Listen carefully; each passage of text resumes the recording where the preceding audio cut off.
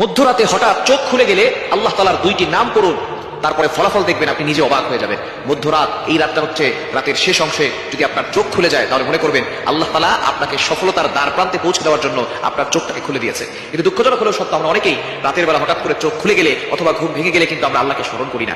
এই সময়টা হচ্ছে সবচেয়ে গুরুত্বপূর্ণ সময়। বুখারী শরীফের বর্ণনা, নবীজি সাল্লাল্লাহু আলাইহি ওয়াসাল্লাম জানিয়ে দিয়েছেন, নবীজি সাল্লাল্লাহু আলাইহি ওয়াসাল্লাম বলেন, রাতের শেষ অংশে, মধ্যরাতের পরেই রাতের শেষ অংশে যখন রাত একেবারে গভীর হয়ে যায়, এই সময়টা আল্লাহ তাআলা প্রথম আসমানে চলে আসেন এবং আল্লাহ তাআলা বান্দাদেরকে ডাকতে থাকেন, কার কি লাগবে আমি আল্লাহর কাছে চাও, আমি আল্লাহর কাছে বলো। অভাবে পড়ে গেছো, বিপদে পড়ে গেছো, তুমি টেনশনে পড়ে গেছো, দুশ্চিন্তায় পড়ে গেছো, আমি আল্লাহর কাছে সাহায্য চাও, আমি আল্লাহ তাআলা সকল বিপদ আপদ থেকে, বালা মুসিবত থেকে তোমাকে হেফাজত করবো। সুতরাং আল্লাহ নিজে এসে ওই সময় বান্দাদেরকে ডাকতে থাকেন। মুয়াজ্জিন 5 বার প্রতিদিন মানুষকে ডাকে, হাইয়া আলাস সালাহ, হাইয়া আলাল ফালাহ, কাম টু দা সাকসেস, সফলতার দিকে আসো, কল্যাণের দিকে আসো। কিন্তু একটা সময় এমন আছে যে সময় আল্লাহ নিজে বান্দাদেরকে ডাকতে থাকেন।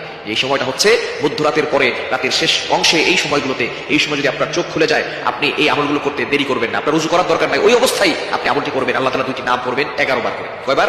এবং দুইটি নাম পড়ার আগে আপনি 3 বার দুরূদ শরীফ পড়বেন। দুরূদের ভিতরে সর্বশ্রেষ্ঠ দুরূদ হচ্ছে দুরূদ ইব্রাহিম। আমরা নামাজ যেটা পড়ি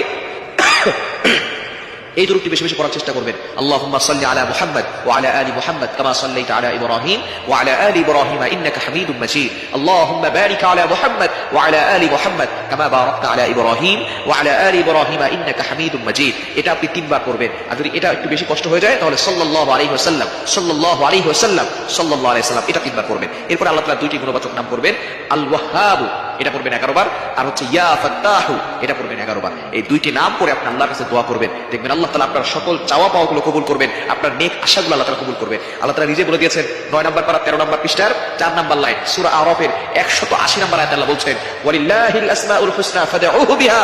তোমরা আল্লাহর গুণবাচক নাম করে দোয়া করো, আল্লাহ তাআলা তোমাদের দোয়াগুলো অ্যাকসেপ্ট করবেন, তোমাদের সকল নেক আশাগুলো পূরণ করবেন। সুতরাং আমরা আল্লাহর কাছে চাইতে জানি না, আমরা এই রাতের শেষ অংশে, মধ্যরাতের পরে যদি হঠাৎ করে আপনার চোখ খুলে যায়, আপনি আল্লাহর কাছে দোয়া করবেন, দেখবেন আল্লাহ তাআলা আপনার সকল চাওয়া পাওয়াগুলো কবুল করবেন, বিপদ থেকে আল্লাহ হেফাজত করবেন। আল্লাহ তাআলা যদি কাউকে দেন তাহলে তার আর কোনো টেনশন থাকে না।